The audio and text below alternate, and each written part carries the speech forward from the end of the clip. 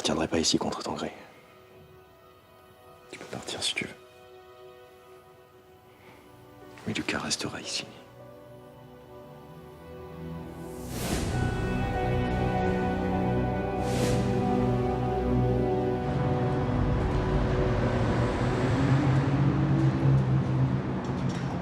Le corps de Lorenzo abriterait un autre esprit que le sien? Je sais, ça paraît dingue, mais... J'ai pas rêvé, ça s'est passé sous mes yeux. Ça va pas être très confortable. Il semblerait que les deux cohabitent. Lorenzo était endormi quand l'esprit qui est en lui a parlé. Sa voix ressemblait à l'enregistrement du docteur Roger. Il se serait jeté volontairement par la fenêtre. En tout cas, c'est ce que pense mon père. Et le général t'a dit comment ils auraient été colonisés? Non. Mais... Lorenzo m'a parlé d'un avion. Il était enfant, c'était son premier vol, et il m'a dit qu'il avait gardé son badge.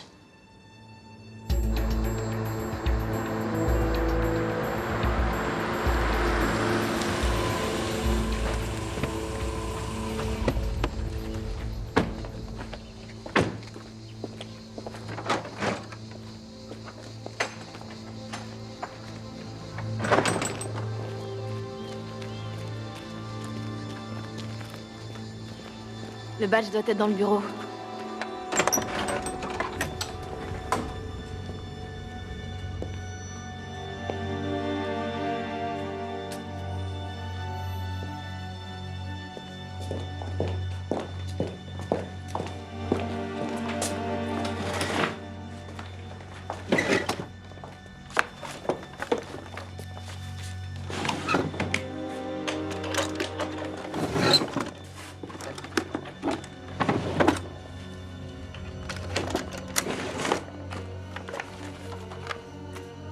Paris-Marseille, 20 juin 1980, vol 173.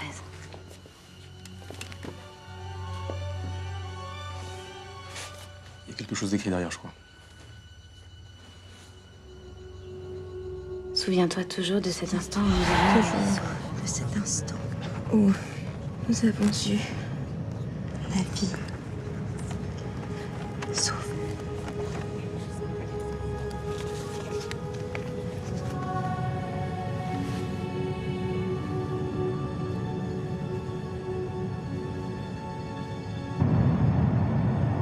Souviens-toi toujours de cet instant où nous avons eu la vie sauve. C'est signé Maria Marinetti. La mère d'Astrid, mon amie d'enfance. Lorenzo et Maria Marinetti étaient dans le même avion. Ça fait 2 implantés dans cet avion. Attends, où est-ce que je l'ai mis? Ah, c'est celui-là. C'est des coupeurs de presse qu'on a retrouvés chez Courcelles. Elles parlent toutes du même incident dans un avion. C'est le même vol, le vol 173. Paris-Marseille, le 20 juin 1980, c'est le même avion. Apparemment, il s'est passé quelque chose d'anormal sur ce vol. Un avion échappe au contrôle radar pendant quelques minutes. La tour de contrôle a perdu sa trace, puis il est revenu. L'avion était exactement au même endroit que 20 minutes avant. Faut absolument retrouver la liste des passagers. 27 ans après, ça va pas être simple. Il y a peu de chances pour qu'elle ait été conservée. Pour le test de l'air, Jeanne Laborde, c'est une expérience unique. Nous restions suspendus dans le ciel. La plupart des passagers avaient perdu connaissance.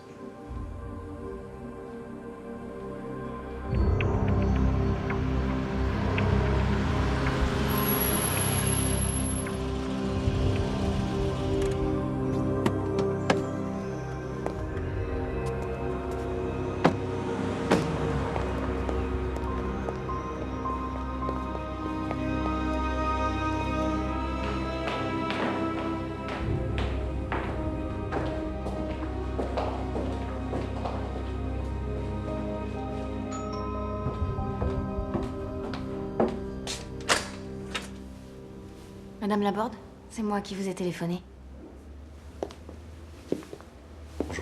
Bonjour. Évidemment, je m'en souviens. C'est pas le genre de choses qu'on peut oublier. Dans les semaines qui ont suivi, j'avais une drôle d'impression, comme si j'avais été choisie par le bon Dieu. Même si j'y croyais pas à l'époque. Maintenant non plus d'ailleurs. Selon l'article, vous êtes la seule à ne pas avoir perdu connaissance pendant le vol.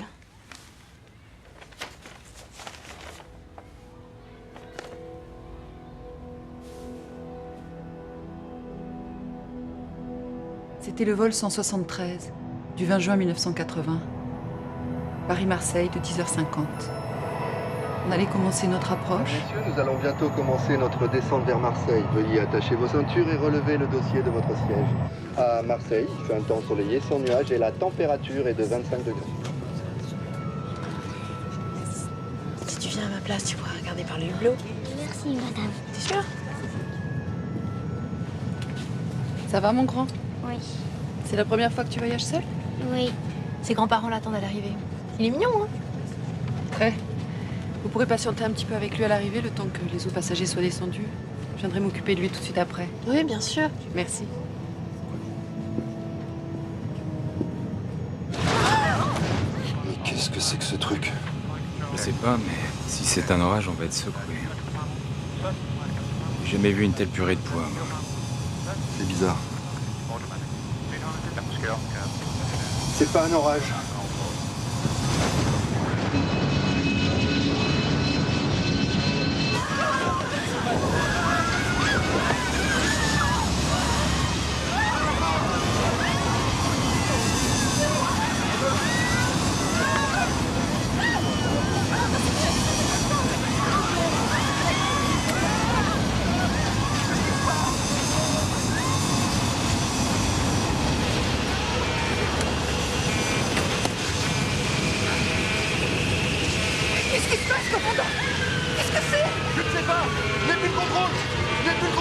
Tour de contrôle, ici Delta 32, vous m'entendez? Tour de contrôle, ici Delta 32, vous m'entendez? Ici, tour de contrôle.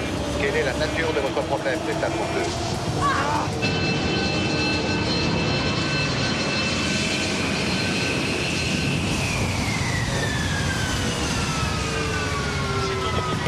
Répondez, Delta 32, répondez.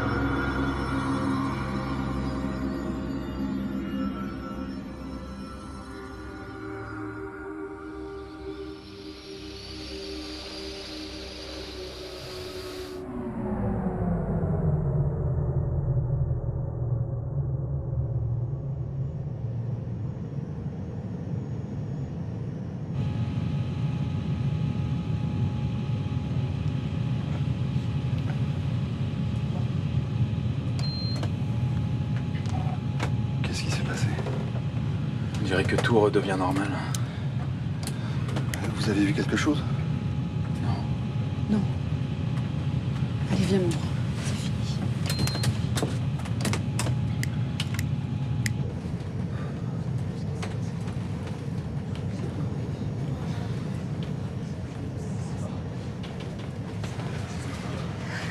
C'est fini. Vous avez vu? C'est un miracle.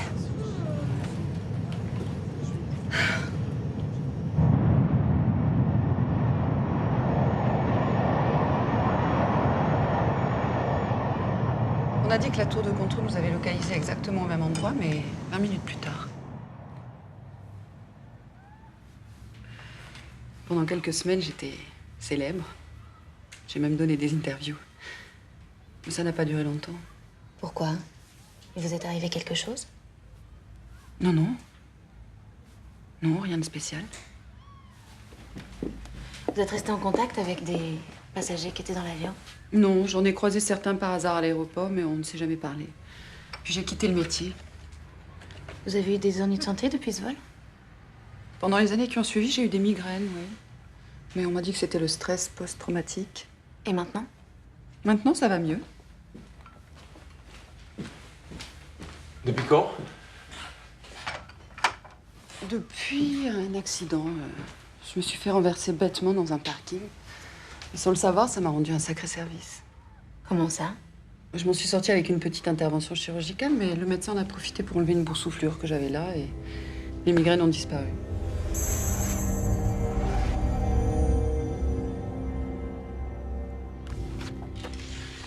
Est-ce que vous connaissez cet homme? Son visage vous dit quelque chose? Ben oui, je le connais bien. C'est le médecin qui m'a opéré après l'accident. Un gars pareil, ça s'oublie pas. Qu'est-ce qui s'est passé dans cet avion? C'était quoi ces lumières bleues? Madame Laborde, je peux vous poser une question indiscrète. Vous avez des enfants? Mais qu'est-ce que vous cherchez au juste?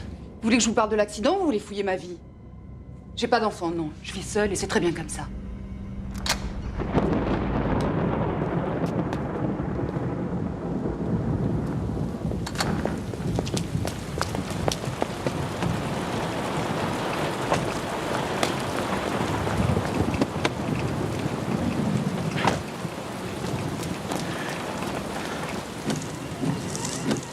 Qu'est-ce qui s'est passé dans cet avion? C'est quoi cette histoire de rayon bleu? Une lumière bleue qui maintient un avion en vol pendant 20 minutes au même endroit. Ça, ouais.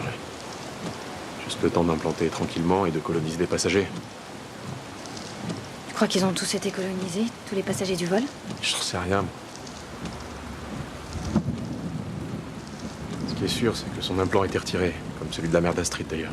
Et on sait par qui. Ouais. Le docteur Roger.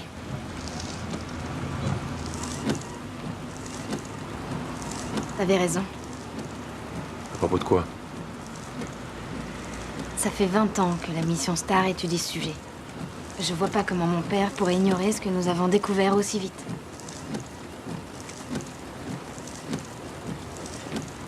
J'avais un doute quand j'ai dit à mon père que le corps de Lorenzo avait été colonisé.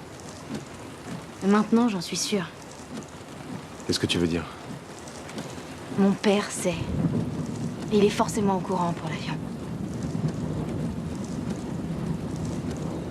Ma tante a raison, mon père ne veut pas que je sache pourquoi ma mère a disparu. Écoute, ma petite fille, pour moi, c'était différent. J'étais adulte. Ma sœur avait disparu dans des conditions mystérieuses. J'ai voulu savoir ce qui lui était arrivé. Quand j'ai découvert l'association Planète, j'ai voulu participer, aider, mais c'est pas pour autant que j'en sais plus sur ce qui est arrivé à ta mère. Moi aussi, je veux les aider. Et je suis sûre que les gens de Planète seraient très intéressés par ce que je peux leur amener. Leur amener sur quoi, ma chérie? Par exemple, sur le vol 173. Paris-Marseille. Où tous les passagers ont été colonisés par une autre civilisation. Écoute, Laure, je sais que c'est dur, très dur d'être élevée sans mère et d'attendre tous les jours son retour. Vous avez raison, Michel. Mon père sait des choses qu'il ne veut pas me dire. J'en ai la preuve. Jamais j'aurais dû te parler de ces crop circles. Mais de quoi t'as peur? Je n'ai peur de rien, mais je ne peux pas t'aider. Planète, c'est pas moi qui décide. Je ne peux rien faire pour toi, Laure. Je ne connais même pas mes contacts. Quand j'ai des infos, je les envoie par email. C'est tout ce que je sais.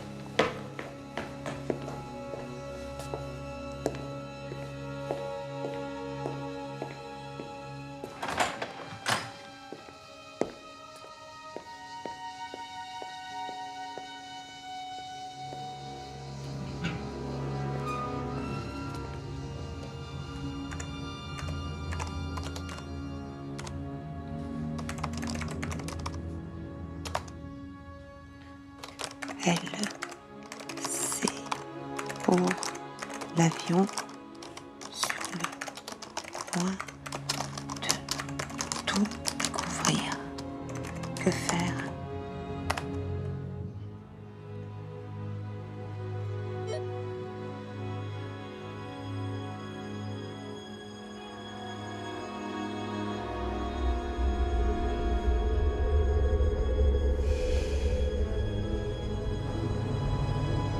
Il faudra que tu oublies tout ce que tu as vu.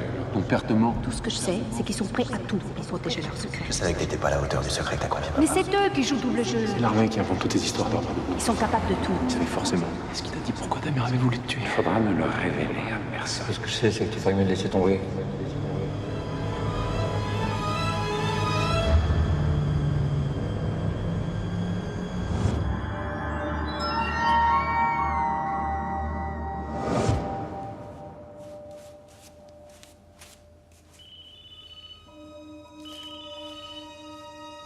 Oui, allô?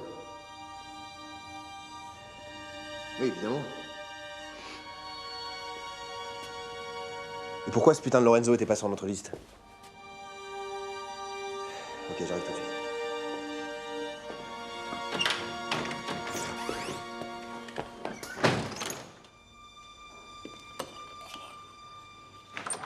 Allons, chérie. C'est moi qui t'amène au centre aéré aujourd'hui. Pourquoi c'est pas maman qui m'amène? C'est pour ta sécurité. Ton papa préfère que ce soit moi. Et quand maman viendra te chercher ce soir, c'est ce monsieur qui va vous accompagner, d'accord? Je veux y aller avec maman. C'est pour ta sécurité, chérie. Je veux y aller avec maman. Je veux maman, je veux maman, je veux maman. Qu'est-ce qui se passe, Lucas? Mamie veut pas que tu m'amènes au centre. Ta maman t'expliquera elle-même que tu dois m'obéir. Lucas, c'est papa qui le demande. Et quand tu sortiras avec moi, ce monsieur nous accompagnera. D'accord?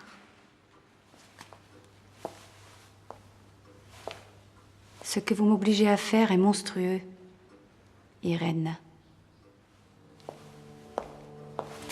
Soyez raisonnable, Erika. En ce qui vous concerne, vous pouvez faire ce que vous voulez.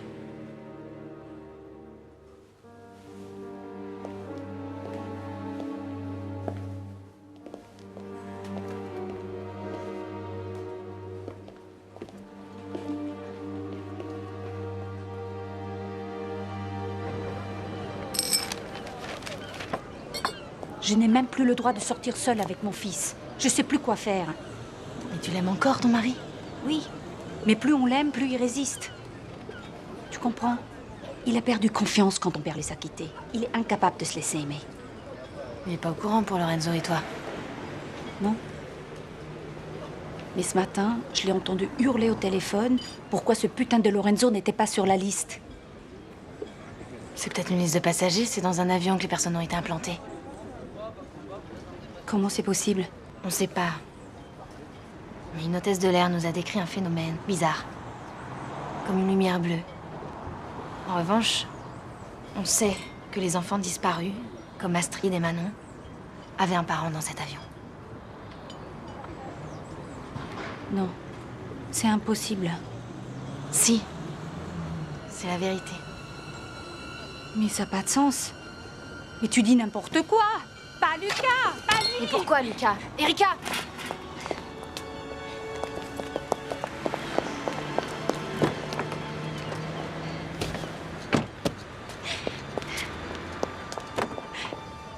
Erika, qu'est-ce qu'il y a?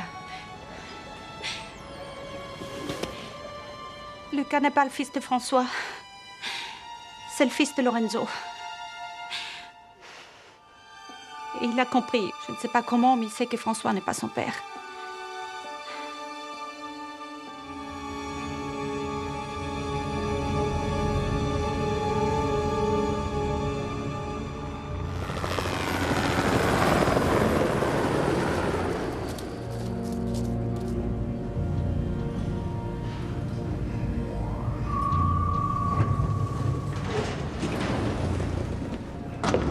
Bonjour. Bonjour, mademoiselle de l'Estrade.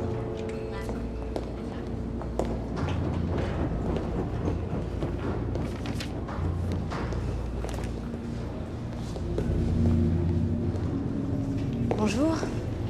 Paolo. Bonjour, mademoiselle de l'Estrade. Vous pouvez m'appeler Laure. D'accord. Dites-moi, j'aurais aimé travailler avec vous sur quelques crop circles, c'est possible? Oui, bien sûr. J'ai pas remarqué, mais il y a une machine à café là? Oui, juste de l'autre côté, vous voyez? Ah bah oui. Bougez pas, je vais y aller. Vous le voulez comment?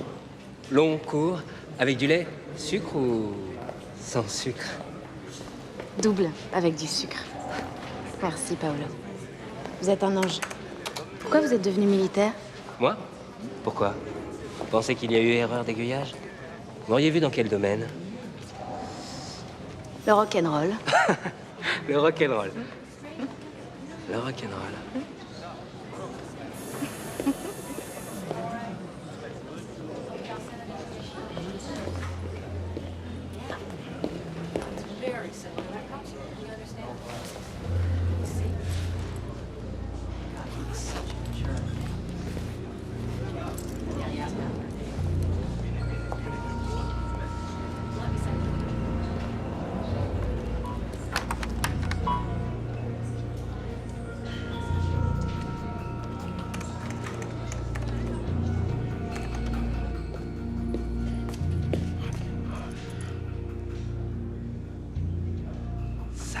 Satisfaction.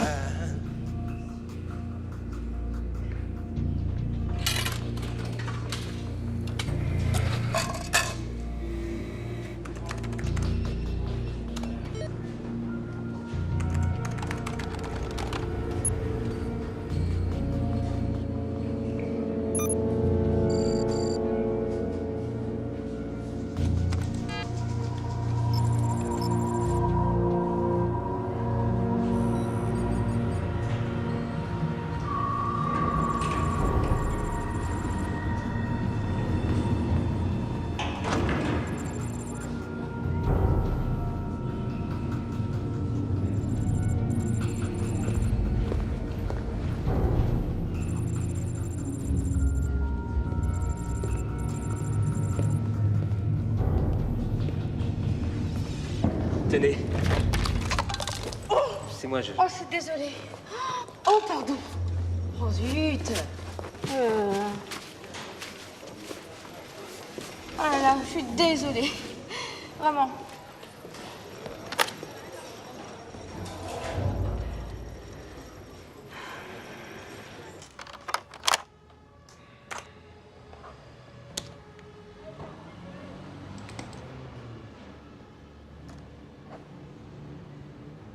On dirait une liste des passagers implantés.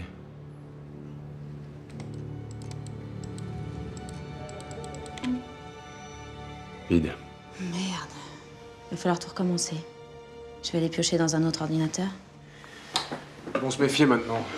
Ils ont dû se rendre compte que t'avais hacké leur système.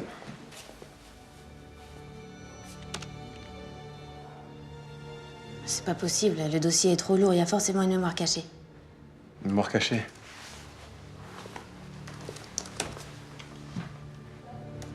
Faire quelque chose? Je vais essayer en tout cas.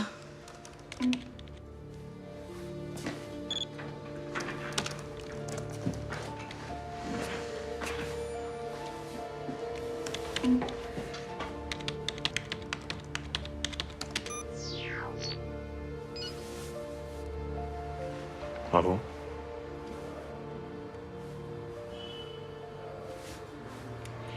Vol 173 du 20 juin 1980, 62 passagers. Alors, Rang 18, Daniel Courcelles, le père de Thierry Courcelles. Rang 1, Jean Leroux, le père de Christopher.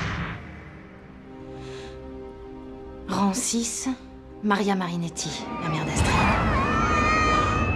En fait, les croix correspondent au siège qu'ils ont identifié. Regarde. En revanche, un rond signifie passager inconnu. 6F. Lorenzo Dallaglio. Et un rond. Son nom n'était pas sur le badge, il était sur aucune liste, c'est un enfant UM, non accompagné. C'est moi.